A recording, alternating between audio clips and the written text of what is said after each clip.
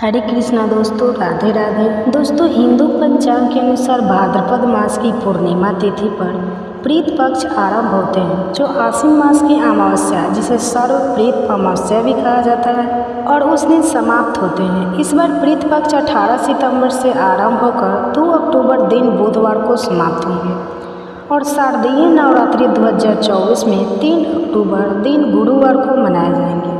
दोस्तों, बच्चे बड़े सभी को प्रीत पक्ष में कुछ ऐसी सावधानियां हैं जो बरतनी चाहिए। दोस्तों, मान्यता है कि मृत्यु के देवता यमराज श्राद्ध पक्ष में पितरों को मुक्त कर देते हैं ताकि वे स्वजनों के यहाँ जाकर तर्पण ग्रहण कर सके।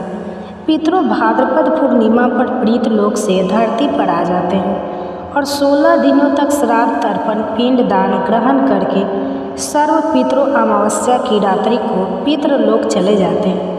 इसलिए ये 16 दिन पूर्ण रूप से पितरों को समर्पित होते हैं। इन 16 दिनों में पितरों की आत्मा की शांति के लिए पिंड दान श्राद्ध तर्पण कर्म किए जाते हैं।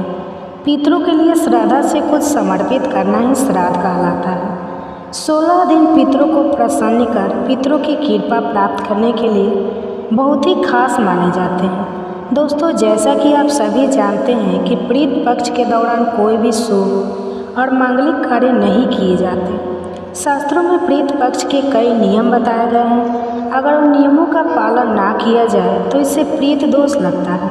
प्रीत देव नाराज हो जाते हैं। प्रीत पक्ष के दौरान शुभ और मांगलिक कार्य करने के साथ ही कुछ ऐसी चीज़ें भी होती हैं जिनका सेवन प्रीत पक्ष के दौरान भूलकर भी नहीं करना चाहिए। प्रीत पक्ष पितरों को समर्पित होते हैं, इसलिए इस दौरान भोजन का विशेष महत्व होता है। इस दौरान पितरों के लिए भोजन निकाला जाता है, ब्राह्मण भोज कराया जाता है और पंच बलि भी दी जाती है। लेकिन शास्त्रों में कुछ ऐसी चीज़ों के बारे में बताया गया है जिन्हें प्रीत पक्ष के दौरान भूलकर भी नहीं खाना चाहिए। कुछ ऐसी चीज़ें हैं जिनका ना तो प्रीत पक्ष के दौरान सेवन करना चाहिए और ना ही प्रीतों को या ब्राह्मणों को इन चीज़ों का भोग लगाना चाहिए। दोस्तों, ऐसे में हम जानते हैं कौन सी ऐसी चीज़ है जिनका प्रीत पक्ष के दौरान भूलकर भी सेवन नहीं करना चाहिए। कौन सी ऐसी चीज़ें हैं जिनको प्रीत पक्ष के दौरान पितरों को या ब्राह्मणों के भोजन में भूलकर भी शामिल नहीं करना चाहिए, वरना दोष लगता है। आगे बढ़ने से पहले अभी तक आपने हमारे चैनल को सब्सक्राइब नहीं किया है तो इस चैनल को सब्सक्राइब करके बेल आइकन जरूर दबाएं। सच्चे दिल से कमेंट बॉक्स में लिखिए ओम नमः शिवाय। दोस्तों, बड़े बुजुर्गों द्वारा ब्राह्मणों द्वारा आपने अधिकतर यही सुना होगा कि प्रीत पक्ष के दौरान वही भोजन बनाए, वही भोजन का भोग लगाए या ब्राह्मणों को भोग लगाए जो पितरों को पसंद था, तभी पितरों की आत्मा को शांति मिलती है। लेकिन यहाँ पर हम कुछ ऐसी गलतियाँ कर देते हैं। अधिकतर घरों में अधिकतर लोगों के पूर्वजों को लहसुन प्याज पसंद होता है, तो जब वे भोजन बनाते हैं तो उसमें प्याज और लहसुन डालते हैं और पूर्वजों के पसंद के हिसाब से भोजन बनाकर ब्राह्मणों को भोजन करा देते हैं। या फिर उनके पितरों को नॉनवेज पसंद होता है तो वे नॉनवेज लेकर किसी ज़रूरतमंद व्यक्ति को पितरों के नाम से दान कर देते हैं, जिससे उनके पितरों का आशीर्वाद प्राप्त हो। दोस्तों, अगर आप भी ऐसा करते हैं तो भूल कर भी ऐसी गलती आगे से ना करें। शास्त्रों के अनुसार प्रीत पक्ष के दौरान प्याज, लहसुन, मीट और अंडे का सेवन भूल कर भी नहीं करना चाहिए और पितरों के भोजन में भी इन चीज़ों का इस्तेमाल भूल कर भी नहीं करना चाहिए। शास्त्रों के अनुसार भगवान विष्णु और महालक्ष्मी जी को प्रीत देव कहा जाता है। पितरों का भोजन, श्राद्ध तर्पण, पिंड दान सबसे पहले भगवान विष्णु और महालक्ष्मी जी स्वीकार करती है। उसके पश्चात यह पितरों को समर्पित होता है और भगवान विष्णु और महालक्ष्मी जी के पूजन में प्याज, लहसुन, मीट, अंडे का इस्तेमाल करना वर्जित बताया गया है। अगर आप पितरों के भोजन में मीट, अंडा, प्याज, लहसुन इन चीज़ों का इस्तेमाल करते हैं तो भगवान विष्णु और महालक्ष्मी जी उसे स्वीकार नहीं करेंगे और जब वे पितृदेव स्वीकार ना करेंगे तो हमारे पितृ भी उस भोजन को स्वीकार नहीं करेंगे। इसलिए इस बात का हमेशा ध्यान रखें। दोस्तों, श्राद्ध पक्ष के दौरान पितरों के निमित्त जो भोजन बनाए या ब्राह्मणों को भोजन कराने के लिए जो भोजन बनाए वह बिना प्याज, लहसुन और मीट, अंडे का बनाए और ना ही पितरों के नाम का ऐसा भोजन आप किसी ज़रूरतमंद व्यक्ति को दान दें। श्राद्ध पक्ष के दौरान पितरों को जो भोजन बनाए वह बिना प्याज और बिना लहसुन तथा मीट अंडे का होना चाहिए। यह सभी सामग्री शुद्ध भोजन में नहीं डालना चाहिए, घोर पाप लगता है। प्रीत देव क्रोधित हो जाते हैं। ध्यान रखें, प्रीत पक्ष के दौरान आप भी प्याज लहसुन और मीट अंडे का इस्तेमाल भूल कर भी ना करें। शराब आदि का सेवन भी ना करें। दोस्तों, प्रीत पक्ष के दौरान बासी भोजन ना करें। इन 16 दिनों में बासी भोजन शैतान को प्राप्त होता है। प्रीत पक्ष के दौरान ना ही बासी भोजन करना चाहिए और ना ही किसी को कराना चाहिए। कोई ज़रूरतमंद व्यक्ति अगर आपके द्वार पर आए तो उसे भी आप बासी भोजन ना दें। शास्त्रों में बताया गया है कि प्रीत पक्ष के दौरान प्रीत किसी भी रूप में द्वार पर आ जाते हैं और अगर ऐसे में आप पितरों को बासी भोजन दे देंगे तो इससे आपको प्रीत दोष लगेगा। इसलिए इस बात का विशेष ध्यान रखें, ना तो आप बासी भोजन करें और ना ही किसी को दें। दोस्तों, प्रीत पक्ष के दौरान अपने खुद के लिए वस्त्र नहीं खरीदना चाहिए। इन 16 दिनों में आप वस्त्रों का दान कर सकते हैं पर अपने लिए कभी वस्त्र ना खरीदें। इस दिन नए वस्त्र खरीदना अशुभ माना जाता है। प्रीत पक्ष के दौरान पति पत्नी को दूरी बनाकर रखना चाहिए, क्योंकि इस दौरान हमारे प्रीत देव हमारे घर के अंदर ही हमारे आसपास मौजूद रहते हैं और अगर आप ऐसा करेंगे तो हमारे पितर नाराज होकर चले जाएंगे। प्रीत पक्ष के दौरान घर में रोना नहीं चाहिए, इससे भी प्रीत दोष लगता है। इन 16 दिनों के अंदर खुशी खुशी पितरों का स्वागत करना चाहिए, उनका आशीर्वाद प्राप्त करना चाहिए। दोस्तों, प्रीत पक्ष में पितरों का भोजन बनाते समय भोजन में चावल दाल या रोटी ना बनाएं। पितरों के लिए सदैव पक्का भोजन जैसे कि पूरी कचौड़ी पराठे इत्यादि आदि बनाए जाते हैं। हलवा पूरी बनाए जाते हैं, खीर आदि बनाई जाती है। पितरों को खीर बहुत पसंद आती है। खीर खाकर हमारे पितर हमें ढेरों आशीर्वाद देते हैं। प्रीत पक्ष के दौरान आप स्वयं दाल चावल रोटी आदि खा सकते हैं पर पितरों को ये चीज़ें ना दें। लेकिन याद रहे, पितरों को जो भोजन बनाए, ब्राह्मणों को जो भोजन कराए वह पक्का ही बनाए, जैसे कि खीर पूरी मूंग दाल की कचौड़ी दही जलेबी, इन चीज़ों को आप बना सकते हैं। लेकिन याद रहे, प्रीत पक्ष के दौरान घर में मसूर की दाल नहीं खानी चाहिए। शास्त्रों में इसे वर्जित बताया गया है। दोस्तों, मसूर की दाल के अलावा प्रीत पक्ष के दौरान काले नमक काले जीरे का सेवन भी नहीं करना चाहिए और ना ही ब्राह्मण भोजन में इन चीज़ों को शामिल करना चाहिए। प्रीत पक्ष के दौरान मूली लौकी खीरा और सरसों का साग ना तो खाया जाता है और ना ही खिलाया जाता है। श्राद्ध पक्ष में इन चीज़ों को खाना और खिलाना दोनों ही वर्जित होता है। श्राद्ध पक्ष के दौरान पितरों के भोजन में नींबू नहीं डाला जाता। आप स्वयं नींबू का सेवन कर सकते हैं, लेकिन पितरों के भोजन में ब्राह्मण भोजन में नींबू ना डालें। प्रीत पक्ष के दौरान कई तांत्रिक क्रियाएं भी की जाती हैं, इसलिए इस दौरान दूध दही या फिर सफ़ेद खाद्य पदार्थ जैसे कि सफ़ेद रंग की मिठाइयाँ बर्फ़ी इत्यादि का सेवन नहीं करना चाहिए। लेकिन हाँ, यह चीज़ें आप अपने घर में ही बनाकर खा सकते हैं। दोस्तों, प्रीत पक्ष के दौरान गाय के दूध का सेवन करने से बचना चाहिए, खास तौर पर वह गाय जिसने हाल ही में बच्चे को जन्म दिया। ऐसी गाय के दूध का सेवन भूल कर भी ना करें। प्रीत पक्ष के दौरान खीर अवश्य ही बनाई जाती है और खीर का पितरों को ब्राह्मणों को भोग लगाया जाता है। इसलिए आप प्रीत पक्ष के दौरान दूध से ही खीर बनाकर उसका भोग लगाकर प्रसाद के रूप में उसे ग्रहण कर सकते हैं, लेकिन खाली दूध का सेवन ना करें, यानी सीधे दूध का सेवन ना करें। प्रीत पक्ष के दौरान कढ़ी बनाना और खाना भी वर्जित होता है, इस बात का विशेष ध्यान रखें। प्रीत पक्ष के दौरान कुलथे की दाल का भी सेवन ना करें। दोस्तों, ध्यान रखें, प्रीत पक्ष के दौरान आप पितरों के लिए जो भी भोजन बनाएं उस भोजन में आप तिल अवश्य ही डालें। प्रीत पक्ष में जो पितरों का भोजन बनाएं, ब्राह्मणों को जो भोजन कराएं, या से काले तिल अवश्य ही डालें। शास्त्रों के अनुसार जिस भोजन में काले तिल होते हैं वो भोजन प्रीत ग्रहण करते हैं, लेकिन जिस भोजन में काले तिल नहीं होते हैं उसे भूत पिशाच ग्रहण करते हैं। इसलिए इस बात का विषय ध्यान रखें। दोस्तों, पितरों के भोजन में काले तिल डालकर ही आप पितरों को भोग लगाएं। काले तिल भूत पिशाच से श्राद्ध के भोजन की रक्षा करते हैं, इसलिए इस बात का विशेष ध्यान रखें। प्रीत पक्ष के दौरान गलती से भी अपने पड़ोसियों का भोजन भी कभी नहीं खाना चाहिए।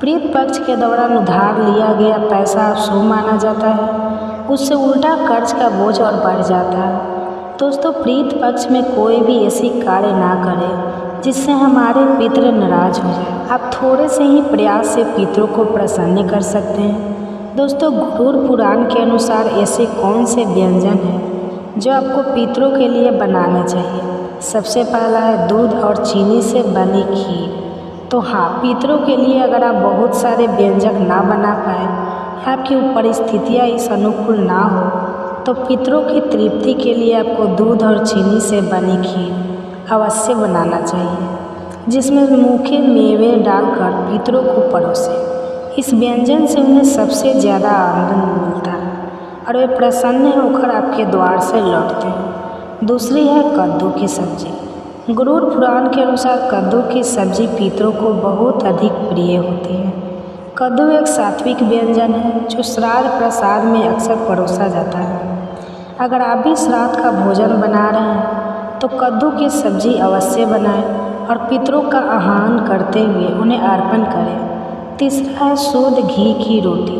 तो हाँ, शुद्ध घी से बना रोटी अवश्य बनाएं और अपने पितरों को याद करते हुए एक रोटी कोयल को और 2 रोटियां बनाकर गाय और कुत्ते को खिलाएं। इन्हें प्रीत जिस भी रूप में धरती पर उपस्थित होंगे, वे तृप्त होकर आपको अवश्य आशीर्वाद प्रदान करेंगे। तिथि है और आज ही भादव मास महात्म के सभी अध्याय भी पूर्ण हो रहे हैं।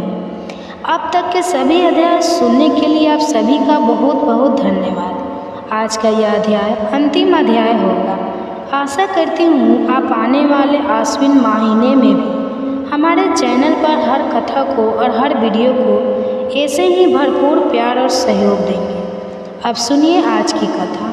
जब मुनियों ने पूछा कि तपोधन पापी मनुष्य दक्षिण मार्ग से यमपुरी में किस प्रकार प्रवेश करते हैं, यह हम सुनना चाहते हैं, आप विस्तार पूर्वक बताइए।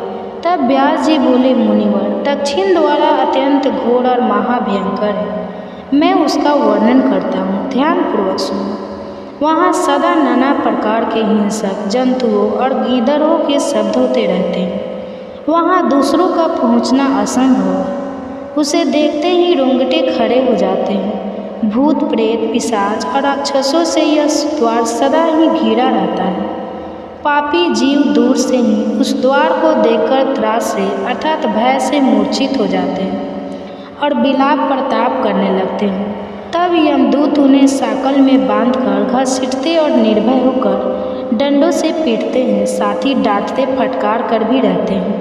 होश में आने पर वे खून से लथपथ होकर पकपक लड़खड़ाते हुए दक्षिण द्वार को जाते हैं। रास्ते में कहीं तीखे कांटे होते हैं और कहीं छूर की धारा के समान तीखे पत्थरों के टुकड़े बिछे होते हैं। कहीं कहीं कीचड़ ही कीचड़ भरी रहती है और कहीं कहीं ऐसे गड्ढे होते हैं जिनको पार करना असंभव सा होता है। कहीं कहीं लोहे की सुई के समान कीले गड्ढी होती हैं। कहीं वृक्षों से भरे हुए पर्वत होते हैं जो किनारों पर झरने गिरने रहते हैं, बड़ा दुर्गम लगते हैं और कहीं कहीं पर तपे हुए अंगारे बिछे होते हैं। ऐसे मार्ग से दुखी होकर पापी जीवों को यात्रा करनी पड़ती है। कहीं दुर्गम गर्त, कहीं चिकने ढेले, कहीं तपाई हुई बालू और कहीं तीखे कांटे होते हैं। कहीं दावनल जलता रहता है, कहीं तपिसी जमी हुई बर्फ, कहीं पर इतनी अधिक बालू है कि उसी मार्ग से जाने वाला जीव उसमें गले तक डूब जाता है।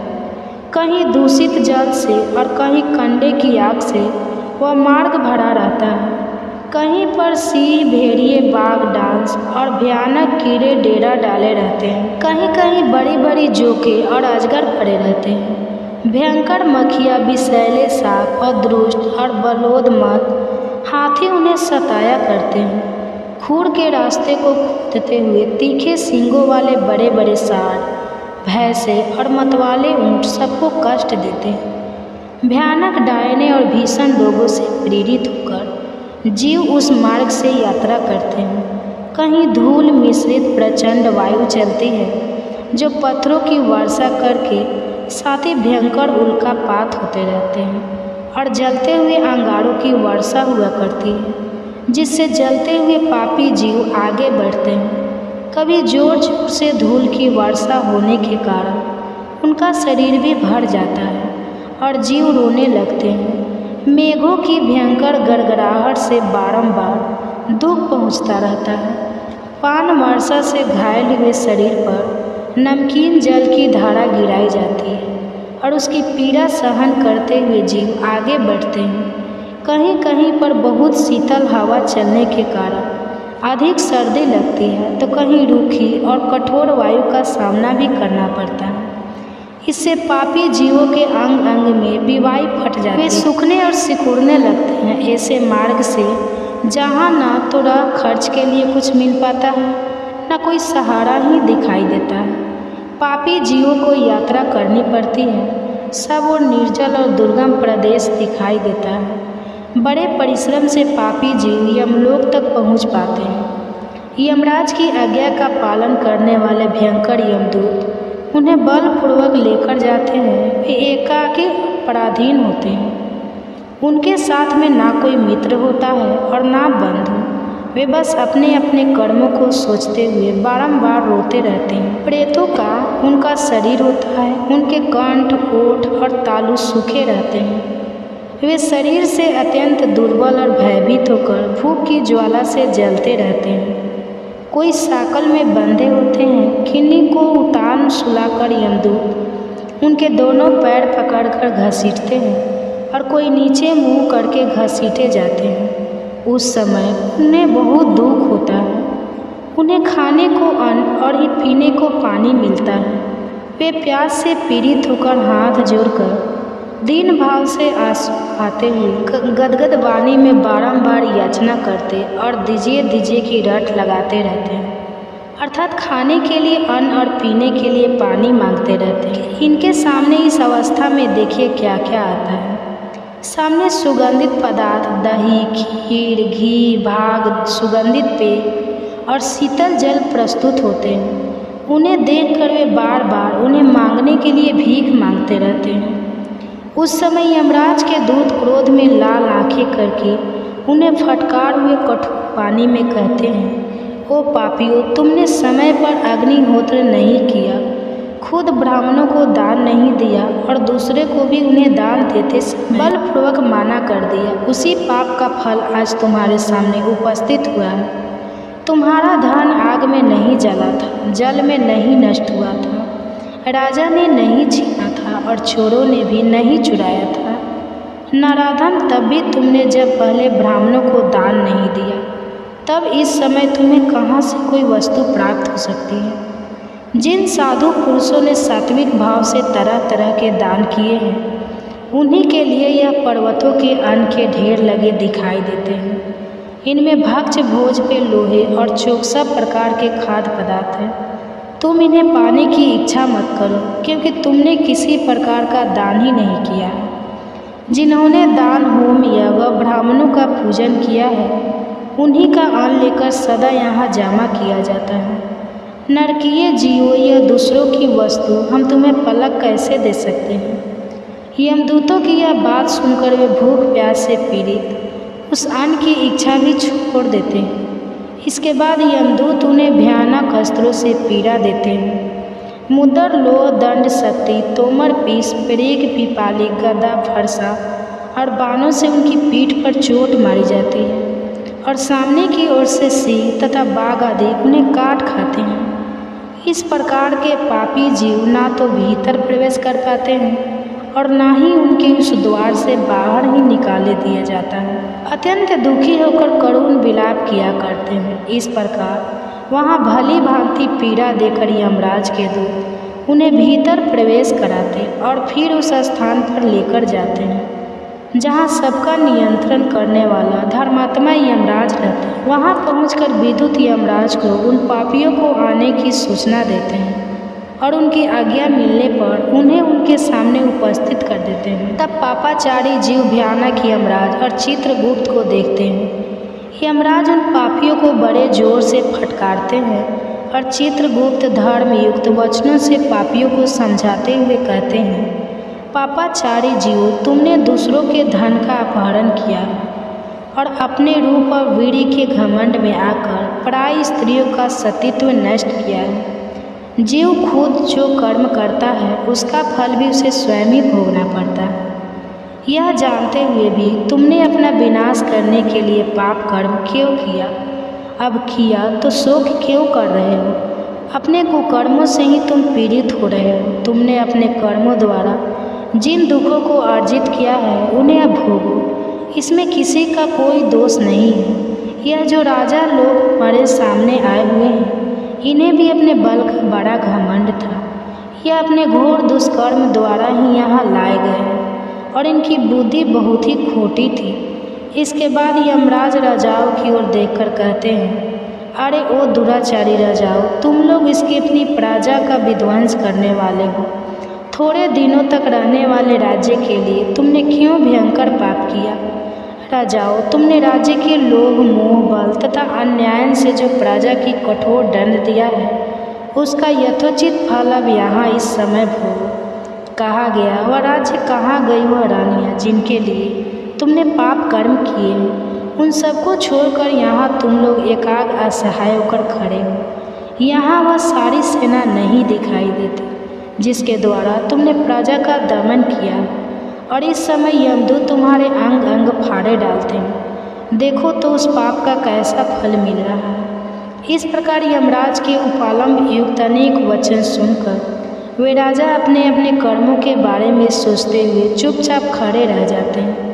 तब उनके पापी की शुद्धि के लिए धर्मराज अपने सेवकों को इस प्रकार आज्ञा देते हैं, राजाओं को पकड़कर ले जाओ और बारी बारी से नरक की अग्नि में तपाक इन्हें पापों से मुक्त करो। धर्मराज की आज्ञा पाते ही यमदूत राजाओं के दोनों पैर पकड़कर तेजी से घुमाते हुए उन्हें ऊपर फेंक देते हैं और फिर लौटकर उनके पापों की मात्रा के अनुसार उन्हें बड़ी बड़ी शिलाओं पर देर तक पटक रहते हैं, मानो व्रत से किसी महान वृक्ष पर प्रहार कर रहे हैं। इससे पापी जीव का शरीर जड़ जड़ हो जाता है। उसके शरीर के हर छेद से उसके शरीर के रक्त की धारा बहने लगती है। उसकी चेतना लुप्त हो जाती है। पुण्य धर्म अमृत वचनों से हमें तृप्ति ही नहीं होती, बल्कि अधिकाधिक सुनने की उत्सुकता बढ़ती ही जाती है। मुन्ने, आप परम बुद्धिमान हैं और प्राणियों की उत्पत्ति, लय और गति को जानते हैं, इसलिए हम आपसे और भी प्रश्न करते हैं। सुनने में आता है मुनिवर की यमलोक का मार्ग बड़ा दुर्गम है। वह सदा दुख और कलेश देने वाला है और सभी प्राणियों के लिए भयंकर भी है। उस मार्ग की लंबाई कितनी है और मनुष्य उस मार्ग से यमलोक की यात्रा किस प्रकार करते हैं? मुनि, कौन सा ऐसा उपाय है जिससे नरक के दुखों की प्राप्ति ना हो सके? कृपा बताइए।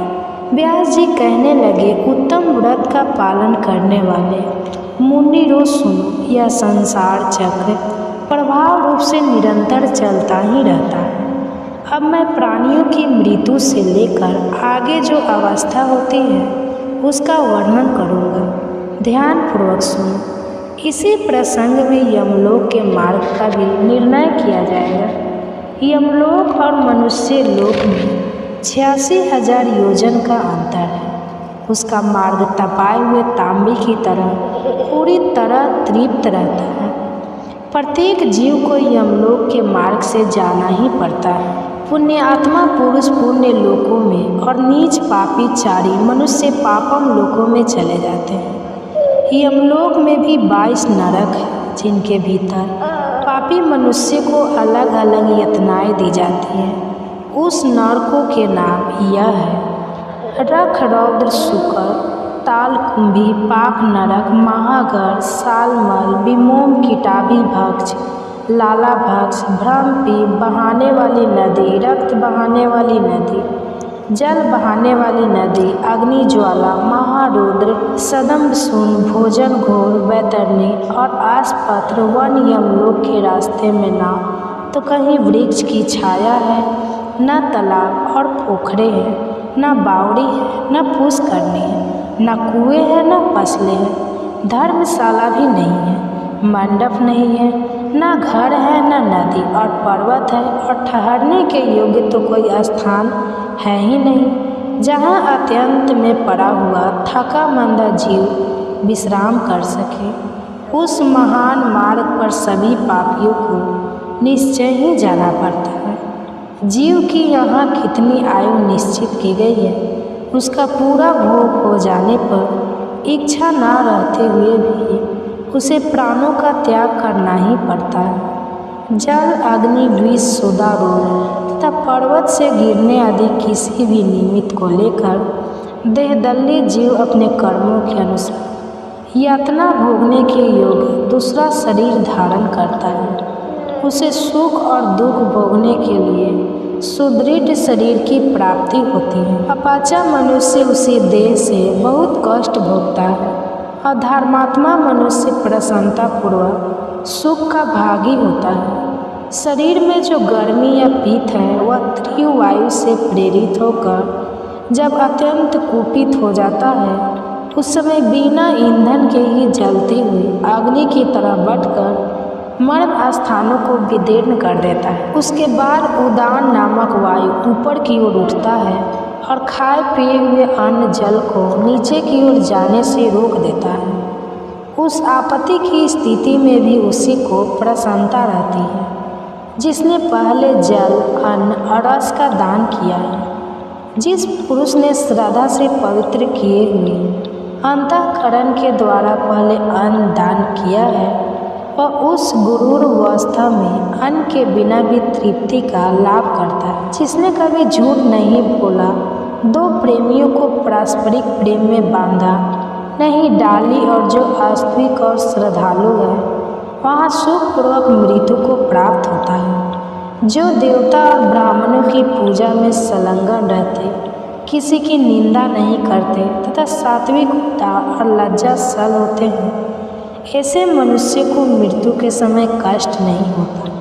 जो कामना से, क्रोध से या फिर द्वेष के कारण धर्म का त्याग नहीं करता, शास्त्रों आज्ञा का पालन करने वाला तथा सौम्य होता है, उसकी मृत्यु भी बहुत सुख से होती है।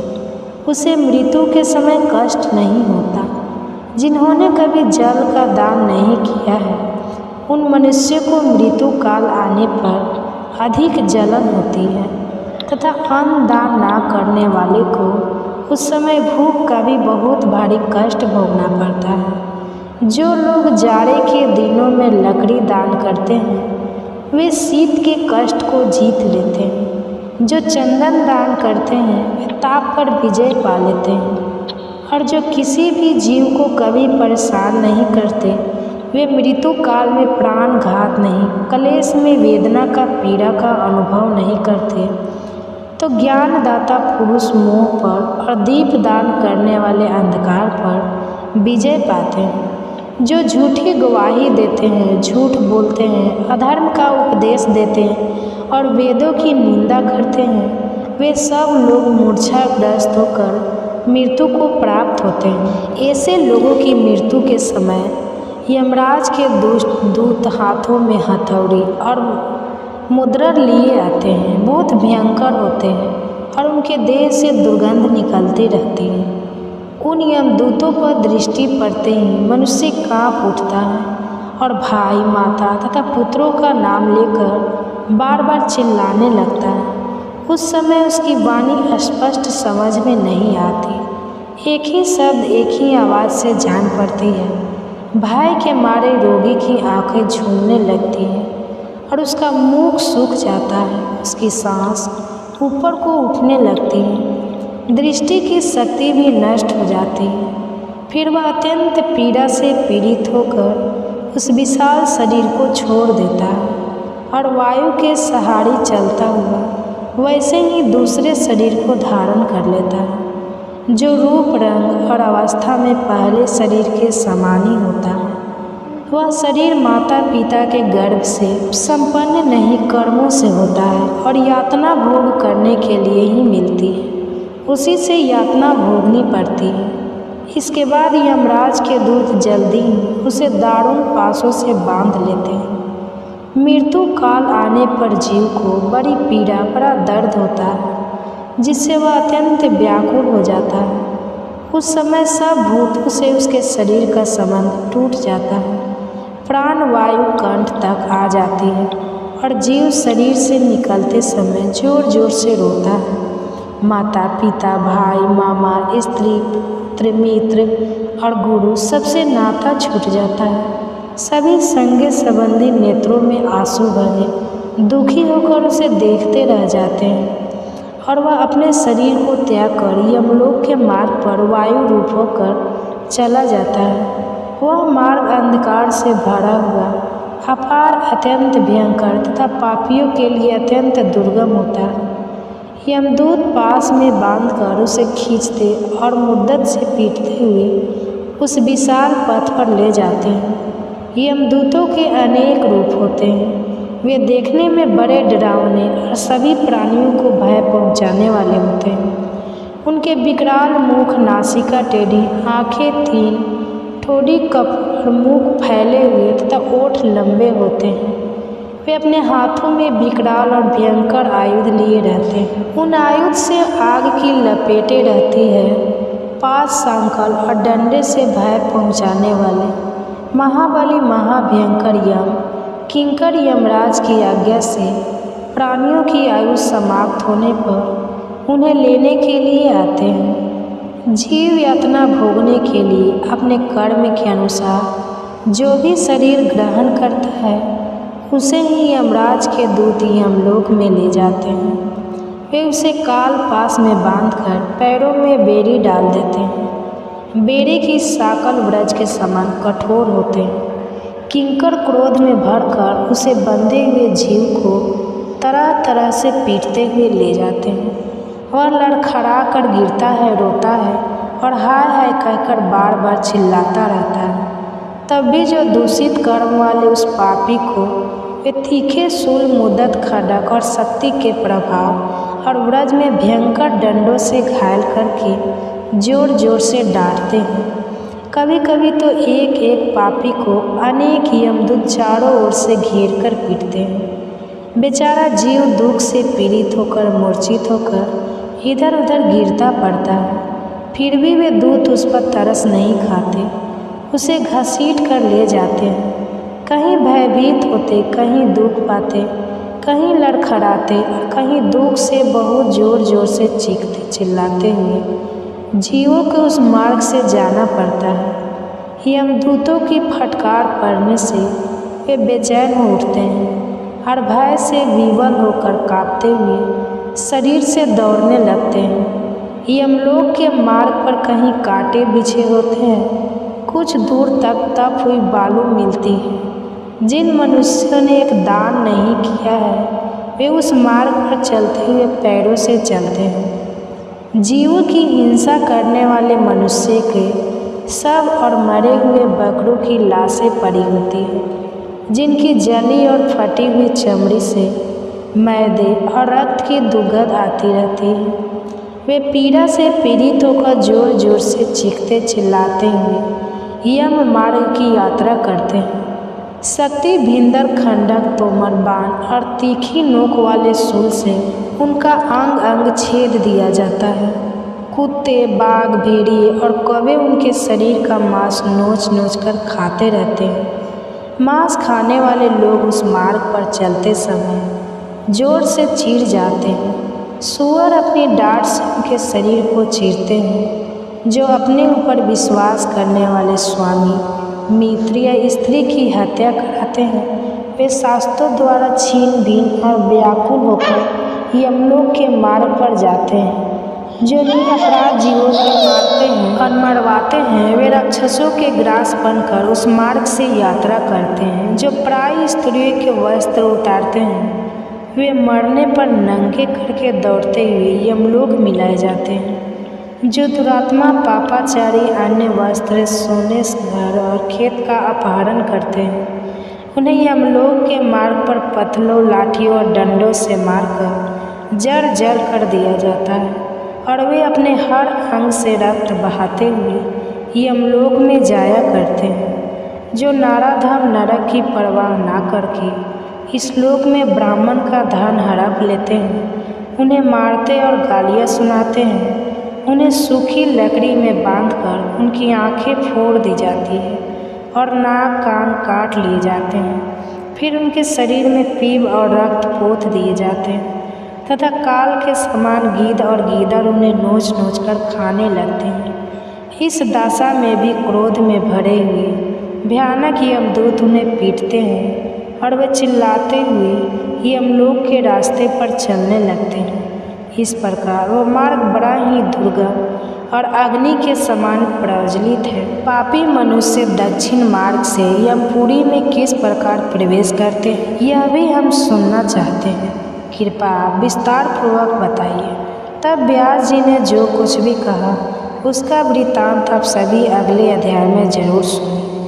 अब भादव मास समाप्त होने को है। ऐसे में अब तक जिन्होंने भी हमारे चैनल पर इन कथाओं को सुना है उन सभी का बहुत बहुत धन्यवाद। उम्मीद है आप हर दिन इन कथाओं को और आने वाले महीने की सभी कथाओं को भी इसी प्रकार अपना प्यार देते रहेंगे। धन्यवाद। हरे कृष्णा दोस्तों, राधे राधे। आज हम आपको सुनाएंगे भाद्रपद मास यानी भादो मास की पूर्णिमा पर सुने जाने वाली श्री सत्यनारायण भगवान की पूरी व्रत कथा। और श्री सत्यनारायण आरती भाद्रपद पूर्णिमा से ही प्रीत पक्ष का आरंभ माना जाता है। भाद्रपद पूर्णिमा के दिन स्नान दान का खास महत्व माना जाता है। इस दिन पितरों के नाम से दान करने से आपको सुख समृद्धि की प्राप्ति होती है। इस दिन आपके पूर्वज आपके शुभ कर्मों को देखकर आपको आशीर्वाद भी देते हैं। इसलिए भाद्रपद पूर्णिमा पर व्रत पूजा और विशेषकर सत्यनारायण भगवान की पूजा और कथा अवश्य करनी चाहिए, क्योंकि इस दिन विष्णु जी की पूजा के साथ ही पितरों का स्मरण करने से, उनके निमित्त दान करने से आपको पुण्य की प्राप्ति होती है और प्रीतगण आपसे प्रसन्न होकर सदैव आपकी रक्षा करते हैं। इस दिन माँ लक्ष्मी की पूजा करने से मनुष्य को अपार धन लाभ की प्राप्ति भी होती है। आपसे प्रार्थना है कि यह कथा अंत तक अवश्य सुने, क्योंकि अधूरी कथा सुनने से पाप लगता है और यह कथा खाली हाथ नहीं सुनी जाती। इसलिए कथा सुनते समय हाथ में दक्षिणा, चावल और पुष्प अवश्य रखें। प्रभु सत्यनारायण इस कथा को भादो पूर्णिमा के दिन सुन रहे हैं। सभी भक्तों के जीवन को सुख समृद्धि से भरे। तो आइए अब शुरू करते हैं सत्यनारायण व्रत कथा। तो प्रेम से बोलिए श्री सत्यनारायण भगवान की जय। श्री गणेशाय नमः। एक समय की बात है, ऋषि ने श्री सूत जी से पूछा, हे प्रभु, इस कलयुग में वेद विद्या रहित मनुष्य को प्रभु शक्ति किस प्रकार मिल सकती है तथा उनका उद्धार कैसे होगा?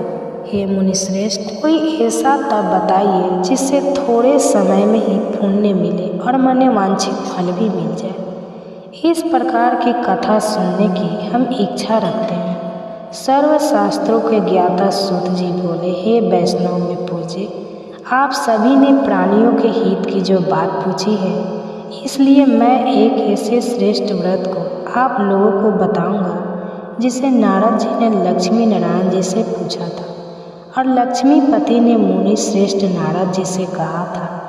आप सब अब इसे ध्यान से सुनिए। एक समय की बात है, योगी राज नारद जी दूसरों के हित की इच्छा के लिए अनेकों लोगों में घूमते हुए मृत्यु लोक में आ पहुँचे। यहाँ उन्होंने अनेक योगियों में जन्मे। प्रायः सभी मनुष्यों को अपने कर्मों द्वारा अनेकों दुखों से पीड़ित देखा। उनका दुख देखकर नारद जी सोचने लगे कि कैसा यत्न किया जाए जिसके करने से निश्चित रूप से मानव के दुखों का अंत हो जाए। इसी विचार पर मन करते हुए वो विष्णु लोक में गए। वहाँ वो देवों के इस नारायण की स्तुति करने लगे, जिनके हाथों में शंख चक्र गदा और गले में वरमाला पहने हुए थे। स्तुति करते हुए नारद जी बोले, हे भगवान, आप अत्यंत शक्ति से संपन्न हैं। मन तथा वाणी भी आपको नहीं पा सकते। आपका आदि मध्य तथा अंत नहीं है। निर्गुण स्वरूप सृष्टि के कारण भक्तों के दुख को को दूर करने वाले आप ही हैं। आपको मेरा नमस्कार है। नारद जी की स्तुति सुन विष्णु भगवान बोले, हे मुनिश्रेष्ठ, आपके मन में क्या बात है? आप किस काम के लिए पधारे हैं, उसे निसंकोच होकर हमसे कहें।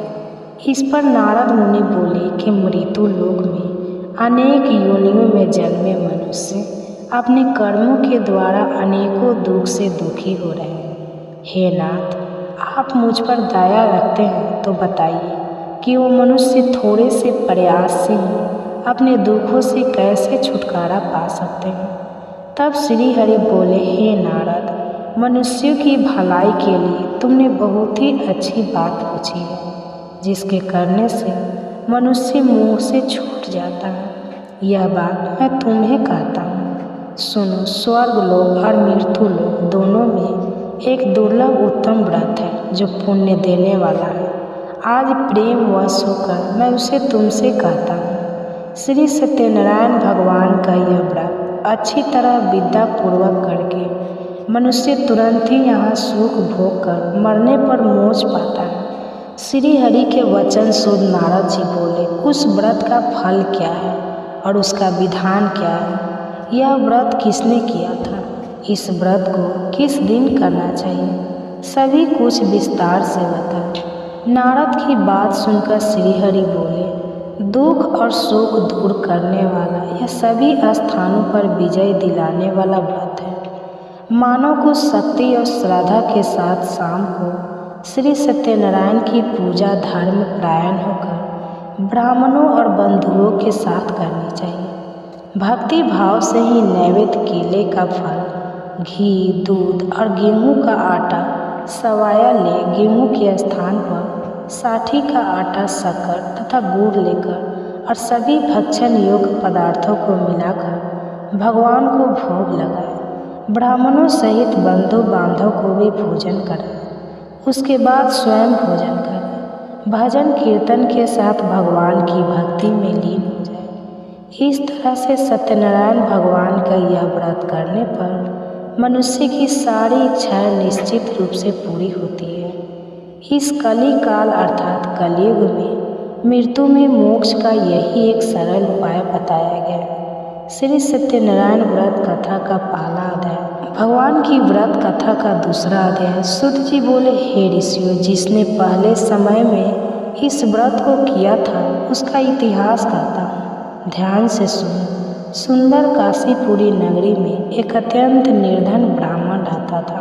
वह भूख प्यास से परेशान होकर धरती पर घूमता रहता था। ब्राह्मणों से प्रेम करने वाले भगवान ने एक दिन ब्राह्मण का वेश धारण करके उसके पास जाकर पूछा, हे विप्र, नित्य दुखी होकर तुम पृथ्वी पर क्यों घूमते हो? दीन ब्राह्मण बोला, मैं निर्धन ब्राह्मण हूँ, भिक्षा के लिए धरती पर घूमता हूँ। हे भगवान, यदि आप इसका कोई उपाय जानते हो तो बताइए। तब वृद्ध ब्राह्मण बड़े सत्यनारायण भगवान ने कहा कि भगवान सत्यनारायण श्री हरि विष्णु मनोवांछित फल देने वाले हैं, इसलिए तुम उनका पूजन करो। इसे करने से मनुष्य सभी दुखों से मुक्त हो जाता है। वृद्ध ब्राह्मण बनकर आए सत्यनारायण भगवान उस निर्धन ब्राह्मण को व्रत का सारा विधान बताकर अंतर ध्यान हो गए। ब्राह्मण मन ही मन सोचने लगा कि जिस व्रत को वृद्ध ब्राह्मण करने को कहा गया है, मैं उसे जरूर करूँगा। यह व्रत करने का निश्चय करने के बाद उसे रात में नींद नहीं आई। वो सवेरे उठकर सत्यनारायण भगवान के व्रत का निश्चय कर भिक्षा के लिए चला गया। उस दिन निर्धन ब्राह्मण को भिक्षा में बहुत सारा धन मिला, जिसे उसने बंधु बांधव के साथ मिलकर श्री सत्यनारायण भगवान का व्रत संपन्न किया। भगवान सत्यनारायण का व्रत संपन्न करने के बाद वह निर्धन ब्राह्मण सभी दुखों से छूट गया और अनेक प्रकार की संपत्तियों से युक्त हो गया। उसी समय से यह ब्राह्मण हर माह इस व्रत को करने लगा। इस तरह से सत्यनारायण भगवान के व्रत को जो भी मनुष्य करेगा वह सभी प्रकार के पापों से छूटकर मोक्ष को प्राप्त होगा। जो मनुष्य इस व्रत को करेगा वह सभी दुखों से मुक्त हो जाएगा। सूत जी बोले कि इस तरह से नारद जी से नारायण जी का कहा हुआ श्री सत्यनारायण व्रत। मैंने तुमसे कहा, हे विप्रो, अब मैं और क्या कहूँ। ऋषि बोले, हे मुनिवर, संसार में उस विप्र से सुनकर और किस किस ने इस व्रत को किया, हम सब इस बात को सुनना चाहते हैं। इसके लिए हमारे मन में श्रद्धा का भाव है। सूत जी बोले, हे मुनियों, जिसने इस व्रत को किया है वे सब सुन। एक समय वही विप्र धन और ऐश्वर्य के अनुसार अपने बंधु बांधव के साथ इस व्रत को करने को तैयार हुए। उसी समय एक लकड़ी बेचने वाला बूढ़ा आदमी आया और लकड़ियाँ बाहर रखकर अंदर ब्राह्मण के घर में गया। प्यास से दुखी वो लकड़हारा उनको व्रत करते देख विप्र को नमस्कार करके पूछने लगा कि क्या आप यह बता सकते हैं कि आप क्या कर रहे हैं। तो उन्होंने बताया कि हम व्रत कर रहे हैं तथा इसे करने का क्या फल मिलेगा। तब उन्होंने ऐसा पूछा तो उन ब्राह्मण ने बताया कि सब मनोकामनाओं को पूरा करने वाला यह सत्यनारायण भगवान का व्रत है। इनकी कृपा से ही मेरे घर में धन धान्य आदि की वृद्धि हुई है।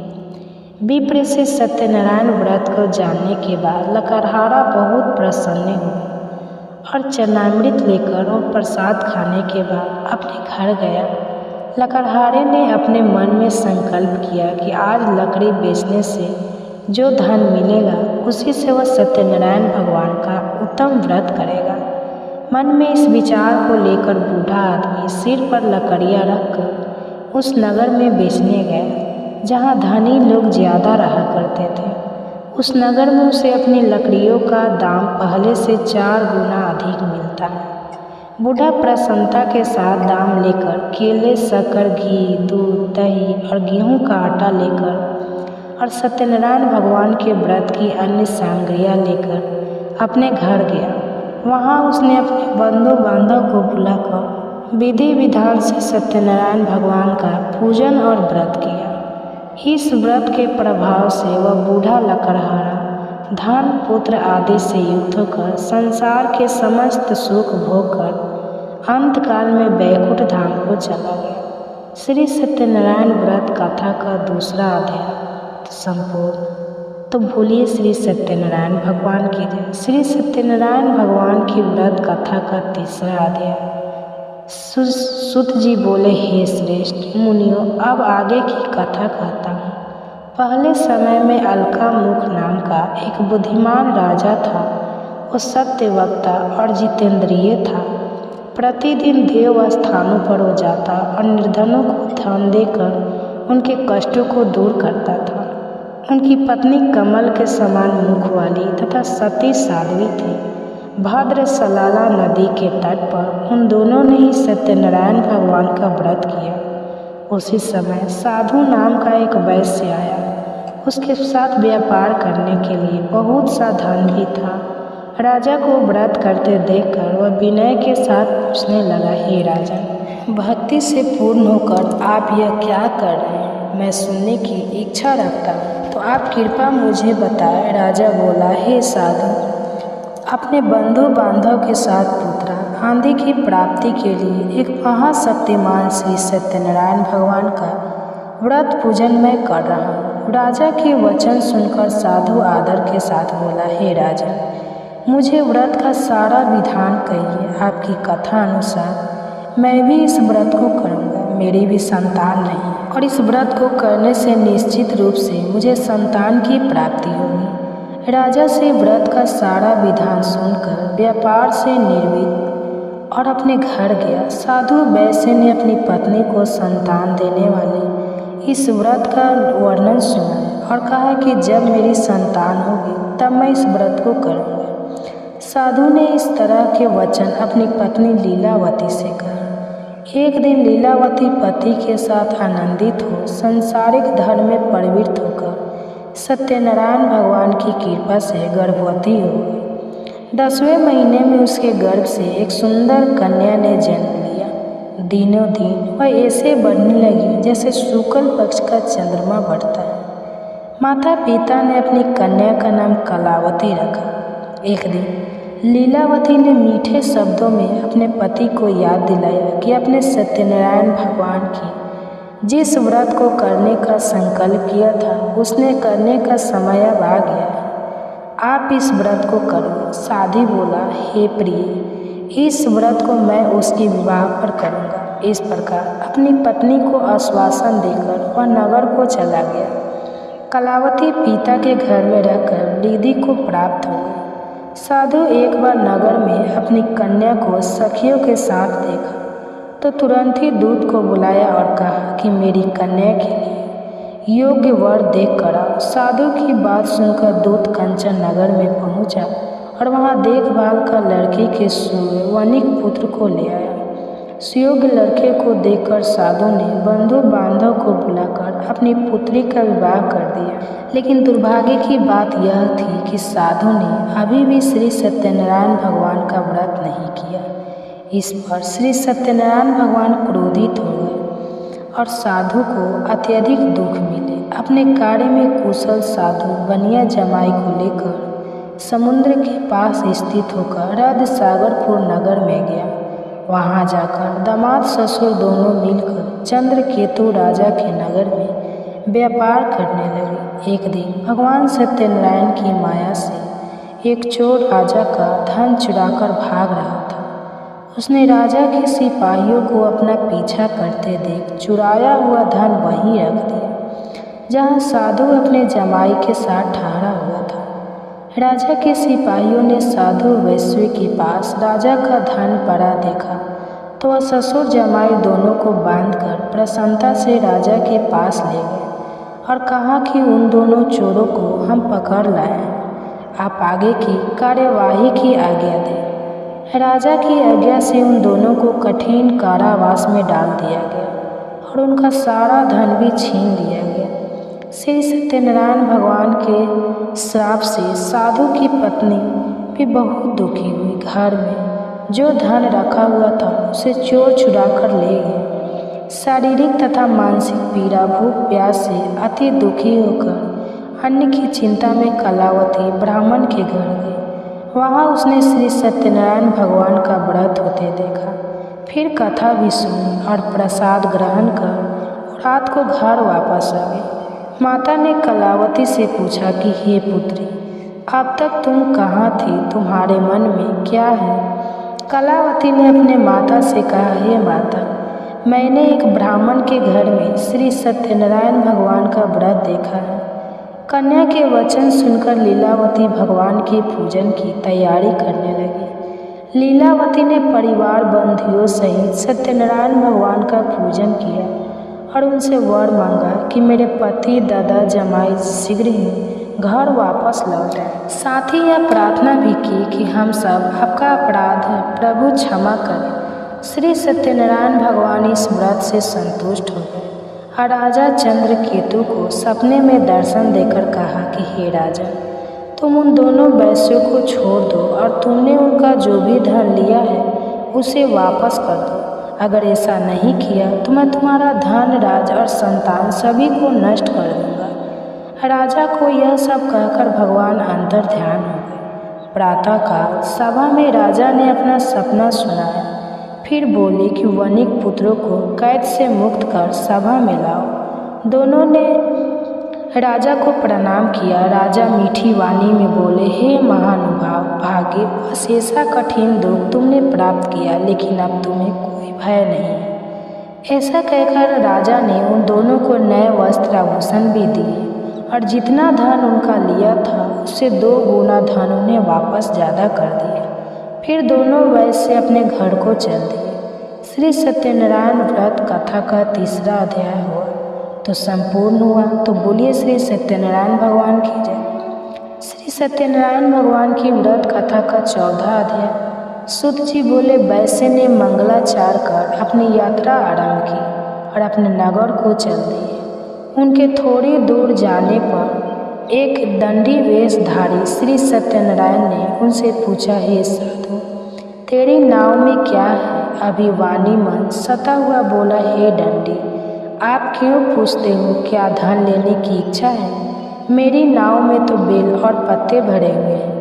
वैश्य के कठोर वचन सुनकर भगवान बोले, तुम्हारा वचन सत्य है। दंडी वेशधारी श्री सत्यनारायण भगवान ऐसे वचन कहकर वहाँ से दूर चले गए। कुछ दूर जाकर समुद्र के किनारे बैठ गए। डंडी के जाने के बाद साधु वैश्य ने नित्य क्रिया के पश्चाताप नाव को ऊंची उठते देखकर अचंभा माना और नाव में बेल पत्ते आदि देखकर वह मूर्छित होकर जमीन पर गिर पड़ा।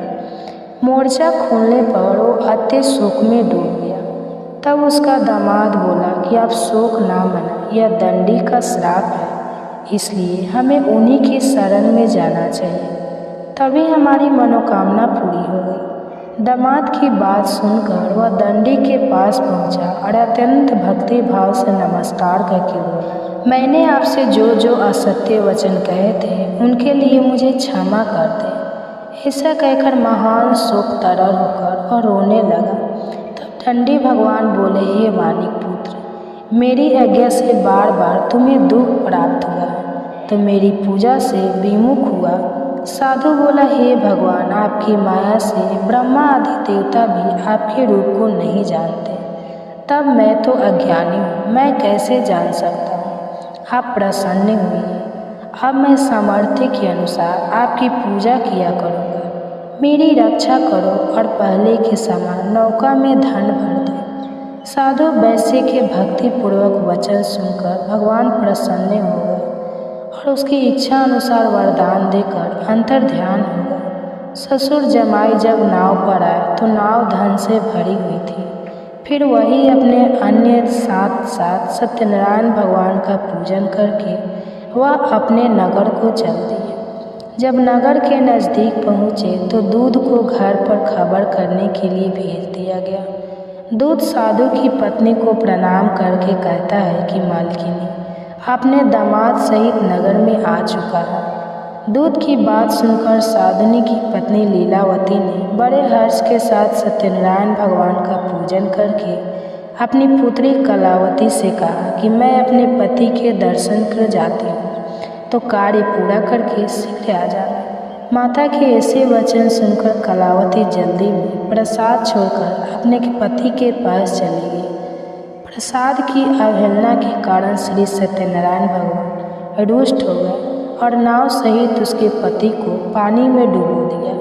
कलावती अपने पति को वहां ना पाकर रोती हुई जमीन पर गिर गई। नौका को डूबा हुआ देखकर वह कन्या को रोता देखकर साधु दुखी होकर बोला, हे प्रभु, मुझसे तथा मेरे परिवार से जो भूल हुई है उसे क्षमा करें। साधु के दिन मंचर श्री सत्यनारायण भगवान ने सुने और भगवान प्रसन्न हो गए और आकाशवाणी हुई, हे साधु, तेरी कन्या मेरे प्रसाद को छोड़कर आई है, इसलिए उसका पति अदृश्य हो गया है।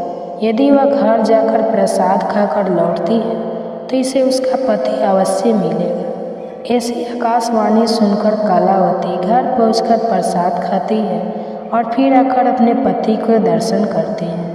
उसके बाद साधु अपने बंधु बांधव सहित श्री सत्यनारायण भगवान का विधि विधान से पूजन करता है। इस लोक का सुख भोग कर वे अंत में स्वर्ग को जाता है।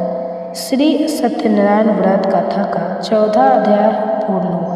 तो बोलिए श्री सत्यनारायण भगवान की जय। श्री सत्यनारायण भगवान की व्रत कथा का 5वां अध्याय। सूत जी बोले, हे ऋषियों, मैं एक और भी कथा सुनाता हूँ, उसे भी ध्यान पूर्वक सुनो। प्रजा पालन में लीन तुंगध्वज नाम एक राजा था। उसने भी भगवान श्री सत्यनारायण का प्रसाद त्याग कर बहुत सारा दुख प्राप्त किया।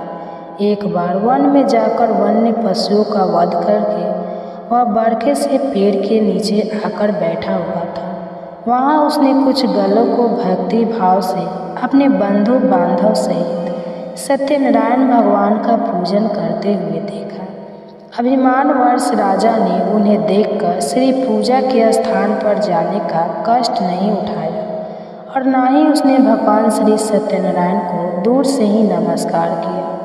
ग्वालों ने राजा को प्रसाद दिया, लेकिन राजा ने वह प्रसाद नहीं खाया और प्रसाद को वहीं जंगल में छोड़कर वह अपने नगर को वापस चला गया। जब वो नगर में पहुंचा तो वहाँ सब कुछ तहस नहस हुआ पाया तो वह शीघ्र ही समझ गया कि यह सब भगवान ने ही किया है और दोबारा ग्वालों के पास जंगल में पहुंचा और विधि पूर्वक पूजा करके उस राजा ध्वज दुग ने श्री सत्यनारायण भगवान का प्रसाद खाया तो सत्यनारायण भगवान की कृपा से सब कुछ उसके नगर में पहले जैसा हो गया। दीर्घ काल तक उस राजा ने सुख भोगा और मरण उपरांत उसने स्वर्ग लोक को प्राप्त किया। जो मनुष्य परम दुर्लभ इस व्रत को करेगा तो भगवान सत्यनारायण की अनुकंपा से उसे धन धान्य की प्राप्ति होगी, निर्धन धनी हो जाता है और भयमुक्त हो जीवन जीता है। संतानहीन मनुष्य को संतान सुख मिलता है और सारे मनोरथ पूर्ण होने पर मानव अंत काल में बैकुंठ धाम को जाता है। सूत जी बोले, जिन्होंने पहले इस व्रत को किया है